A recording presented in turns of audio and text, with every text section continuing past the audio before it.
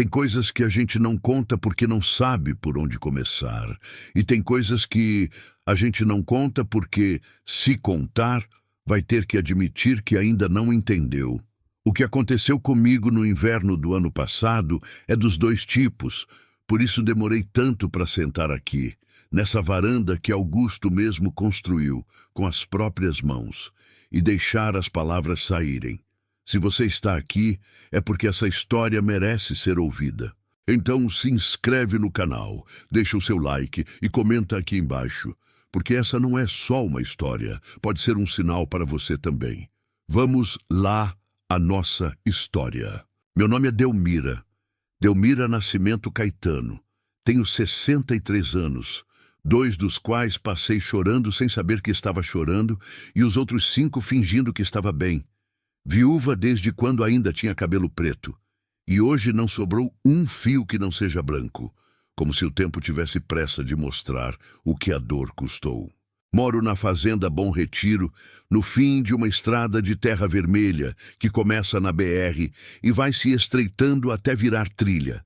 São 23 alqueires de cerrado e capim, 3 açudes, um curral de madeira velha que range toda vez que o vento bate e uma casa de reboco descascado que cheira a pinho queimado em toda manhã fria.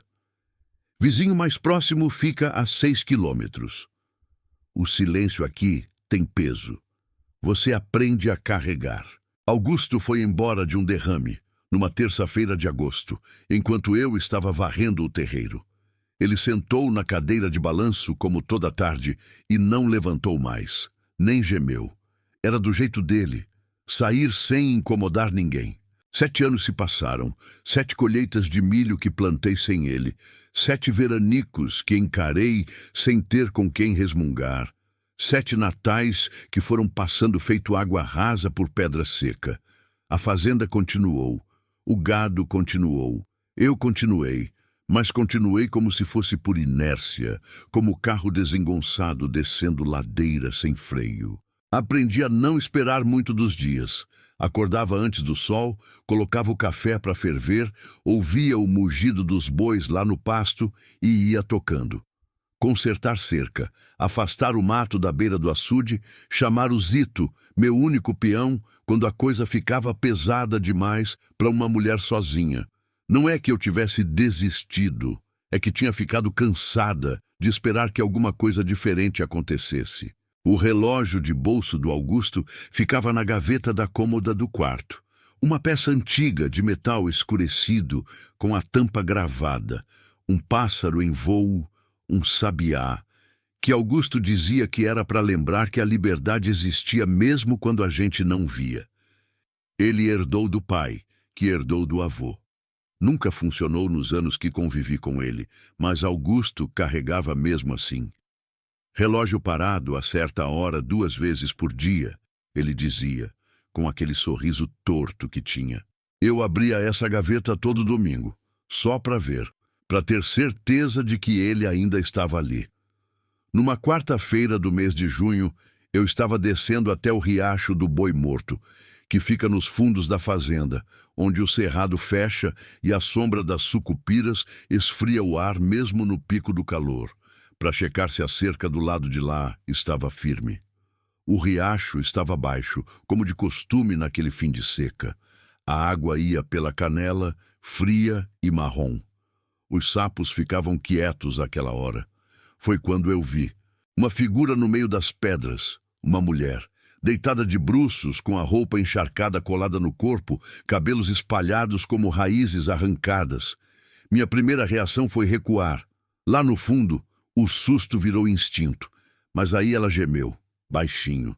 O tipo de gemido que vem de quem está lutando para não morrer. Fui até ela. Levantei a cabeça dela com cuidado. Era moça ainda. Devia ter uns 20 e poucos anos. Rosto fino, pele escura, lábios rachados de ressecamento. Nas mãos fechadas, ela apertava alguma coisa. Quando consegui abrir os dedos dela, meu coração parou. Era o relógio do Augusto, o pássaro gravado na tampa, o metal escurecido, inconfundível. Fiquei ali ajoelhada na lama do riacho, segurando a mão de uma desconhecida, com o coração disparado e a cabeça rodando. Olhei para as pedras ao redor, como se tivesse esperando que alguém me explicasse. Não tinha ninguém. Só o vento passando no capim lá em cima, e o barulho da água rasa correndo entre as pedras, indiferente a tudo. Trouxe ela às costas até o meio do caminho, onde o Zito me encontrou vindo do pasto e completou o serviço. Ele não perguntou nada de início. Homem do campo aprende que há perguntas que podem esperar. Deitamos a moça no quarto de hóspede, que nunca tinha tido hóspede nenhum. E eu fui aquecer caldo de galinha que eu tinha guardado na geladeira desde a véspera.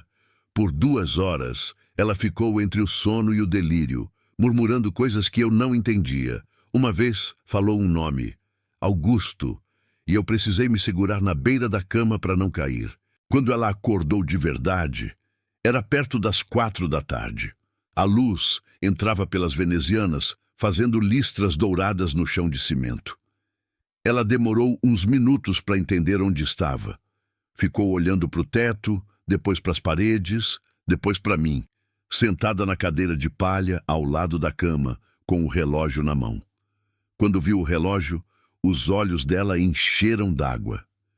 Meu nome é Teresa, ela disse. A voz saiu rouca como areia. Teresa Bonfim, eu vim te achar. Me achar? Falei. Como você sabia onde eu morava? Ela fechou os olhos, respirou fundo. Seu marido me contou. Há muito tempo, eu decorei o nome da fazenda, o nome do município, tudo. Tinha medo de esquecer. Fiquei olhando para ela sem entender. Augusto nunca me falou de nenhuma Teresa, e Augusto não era homem de guardar segredo, ou pelo menos eu pensava que não era. Quando você conheceu meu marido? Perguntei.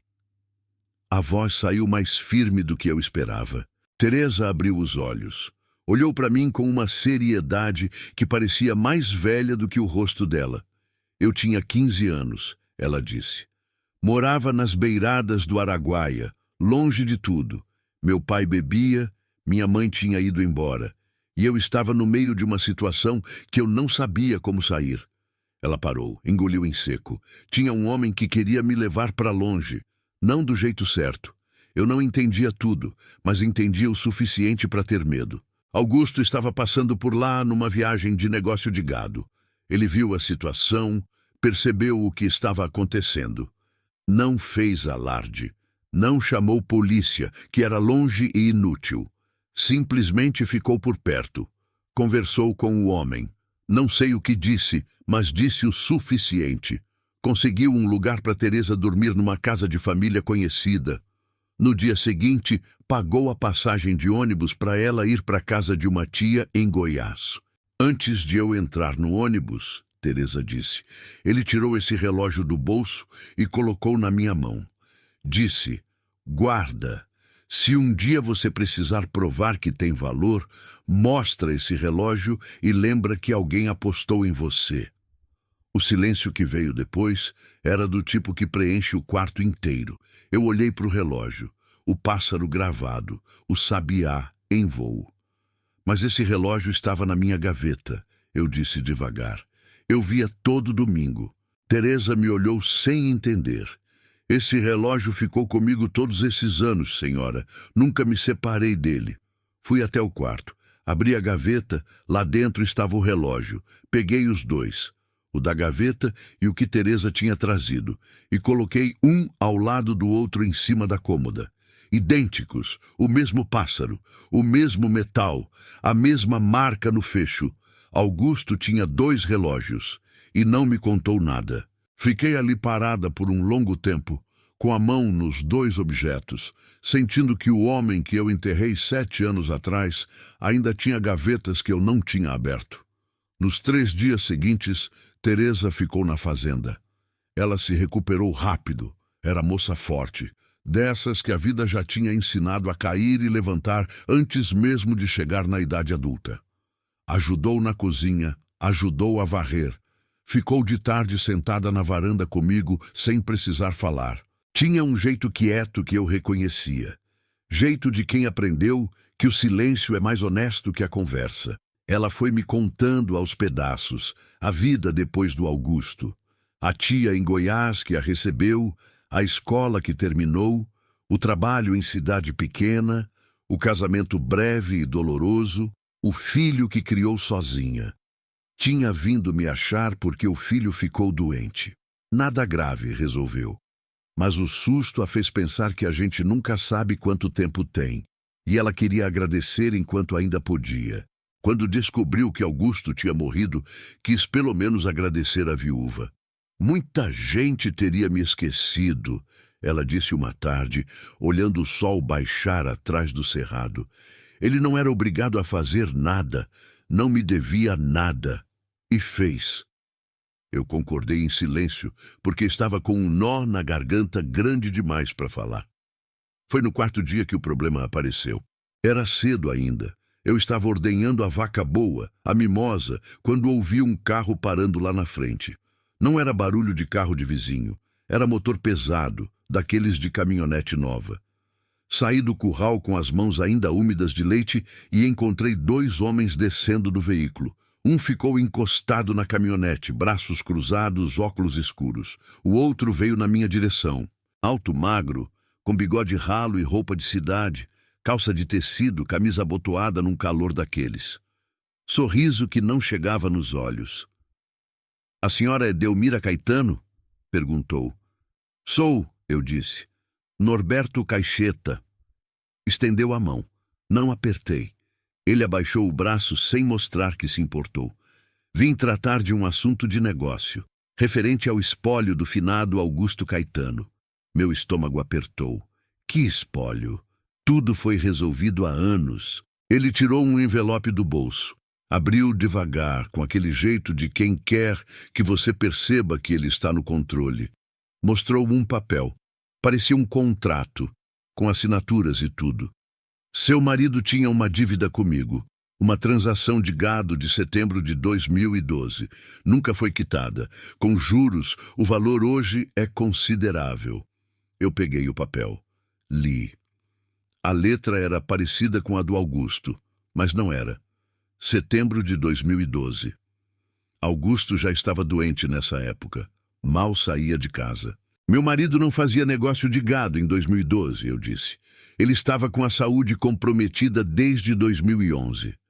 A assinatura está aqui, senhora. A assinatura pode ser copiada. O sorriso dele endureceu levemente, só levemente. A senhora vai querer resolver isso na justiça? Processo é caro, demora. Para uma senhora sozinha aqui no interior... Eu senti o suor gelado descer pela nuca, não de medo de perder a fazenda, de medo de enfrentar aquilo sozinha. Aquela sensação de que o mundo tinha mandado mais um problema para uma mulher que já estava carregando o suficiente. Aí ouvi a voz de Teresa atrás de mim. "Posso ver esse documento?" Ela estava na entrada da varanda, descalça, com a blusa do dia anterior ainda. Mas tinha nos olhos uma coisa firme, lúcida, que eu não sabia que estava ali. Norberto a olhou. Algo passou pelo rosto dele. Reconhecimento, talvez, ou surpresa. Rápido. Passou rápido. "A senhora é... Ninguém que você precise saber o nome", Teresa disse. "Me dá o papel." Ele entregou. Acho que não esperava que ela pedisse assim, direta. Teresa leu com calma. Demorou. Virou o papel, olhou o verso. Aproximou do sol para ver a transparência.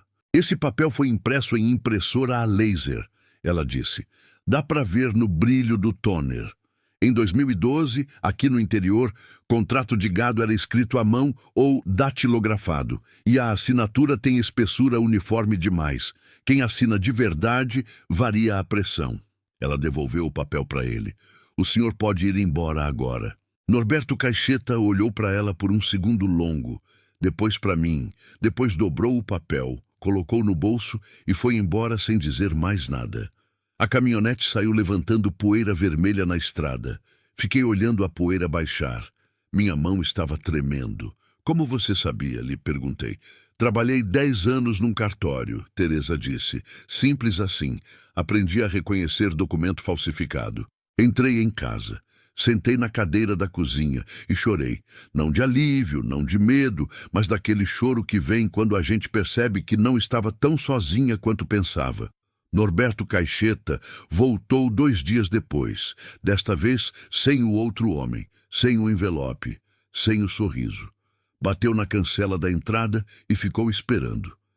Eu vi da janela e fui até ele. Não entrou no terreiro. Ficou do lado de fora da cancela, como se soubesse que aquele limite importava. Vim me desculpar, ele disse. A voz tinha perdido a lubricidade de antes. Parecia mais velha. Sei que foi errado. Precisava de dinheiro e ouvi dizer que tinha uma viúva sozinha aqui que tinha terras. Foi uma covardia. Eu o olhei por um tempo. Não disse nada. Como você sabe da fazenda? Perguntei por fim. Ele pigarreou. Meu cunhado tem terra por aqui. Conversa de bar, sei lá. Pausou. A moça que estava aqui, ela estava certa no que disse. O papel era falso. Se a senhora quiser me denunciar, eu entendo. Fiquei em silêncio mais um pouco. Vai embora, eu disse, e não volta. Ele foi. E eu fiquei com a sensação estranha de que aquilo tinha sido encerrado de um jeito que eu não esperava. Sem violência, sem processo, sem barulho. Do jeito que Augusto teria gostado. Naquela noite, Teresa e eu ficamos até tarde na varanda. O céu estava limpo, daquele limpo de interior profundo, sem luz de cidade para atrapalhar, onde a Via Láctea aparece como um véu rasgado de estrelas. Os grilos faziam o som do mundo. O vento cheirava a capim úmido e terra quente esfriando. Você vai ficar mais um tempo? Eu perguntei. Não posso. Meu filho está com minha vizinha. Preciso voltar amanhã. Fiz que sim com a cabeça. Havia uma tristeza nisso, mas também havia uma ordem. As coisas estavam se arrumando do jeito que precisavam se arrumar. Delmira, ela disse depois de um silêncio. Posso te perguntar uma coisa? Pode. Você conhecia esse lado do Augusto? Essa coisa de ajudar sem contar? Pensei bastante antes de responder. O Augusto que eu conhecia era homem de poucas palavras e muitas ações, que consertava a cerca do vizinho sem ser chamado, que deixava saco de arroz na porta de casa de gente mais pobre sem assinar o nome, que levava a criança doente para o hospital quando o pai estava bêbado e a mãe não tinha carteira de habilitação. Mas eu não sabia da Teresa, não sabia dos 2 relógios, não sabia de quantas outras coisas mais. Eu conhecia ele, eu disse por fim, mas parece que não sabia tudo. Parei. E acho que ele fazia questão disso. Teresa assentiu devagar. Ele me disse uma coisa naquele dia. Disse que o bem feito às escuras pesa menos para quem recebe e mais para quem dá. E que é esse peso que vale a pena carregar. Ela olhou para o céu. Nunca entendi direito. Acho que agora entendo. Eu entendi também. Naquela varanda com o barulho dos grilos e o cheiro do cerrado à noite, entendi que o Augusto tinha vivido de um jeito que eu só estava aprendendo a nomear agora, 7 anos depois de tê-lo perdido. Tinha uma paz nisso. Uma paz difícil, como são as pazes de verdade, aquelas que chegam depois de muita coisa quebrada. Antes de dormir, fui até a cômoda. Peguei os 2 relógios. Coloquei-os juntos na palma da mão. 2 pássaros, 2 sabiás, 2 voos. Pensei, você foi mais do que eu alcancei ver. E pela primeira vez em 7 anos, esse pensamento não me doeu. Me deu orgulho. Teresa foi embora numa manhã de quinta-feira, com o sol ainda baixo e o orvalho no capim. Chamei o Zito para levar ela até a rodoviária no município, que fica a 40 quilômetros. Ela levou a mochila pequena que tinha chegado com ela e levou o relógio que era dela. Antes de subir na caminhonete do Zito, ela me abraçou. Forte, o tipo de abraço que a gente dá quando não tem mais palavras. Obrigada por ter me tirado d'água, ela disse no meu ouvido. Obrigada por ter vindo, eu disse. Ela olhou para mim uma última vez, com aqueles olhos que pareciam mais velhos do que o rosto, e disse, ele escolheu bem. Não entendi na hora, entendi depois, caminhando de volta para o terreiro, com a caminhonete sumindo na curva da estrada. Ela não estava falando do relógio, estava falando de mim. Fiquei ali parada no meio do terreiro por um tempo que não soube medir. O sol foi subindo, aquecendo primeiro as costas, depois o pescoço, depois o rosto. Os bois mugiam lá no pasto. A mimosa esperava ser ordenhada. O mundo continuava, com aquela insistência bonita e cansativa que o mundo tem. Voltei para dentro, lavei o rosto, coloquei o café e fui vivendo. Mas diferente. Não sei explicar direito o que mudou. Por fora, a fazenda continuou igual, os mesmos 23 alqueires, o mesmo curral rangendo, o mesmo silêncio pesado do entardecer. Continuei acordando antes do sol. Continuei consertando cerca, afastando mato, chamando o Zito quando precisava. Continuei abrindo a gaveta da cômoda todo domingo. Só que agora, quando abria a gaveta, não era de tristeza, era de gratidão. Comecei a enxergar o Augusto diferente, não menor, maior. Maior do que o espaço que ele ocupava enquanto estava aqui, maior do que a cadeira de balanço vazia, maior do que a saudade. Um homem que cabia em muitos lugares ao mesmo tempo, que espalhava bondade com tanto cuidado que ninguém notava, nem eu, que dormia do lado dele toda noite. Eu fiquei pensando, quantas outras Terezas existem? Quantas pessoas por esse Brasil afora carregam um pedaço do Augusto sem eu saber?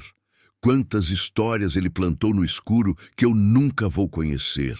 A ideia que antes me deixaria com ciúme ou com dor, agora me enchia de uma coisa que eu só consigo chamar de leveza. Como se eu tivesse descoberto que o homem que eu amei era ainda mais digno de amor do que eu tinha imaginado. E que amar alguém assim, alguém que transborda, é um privilégio que não cabe em mágoa.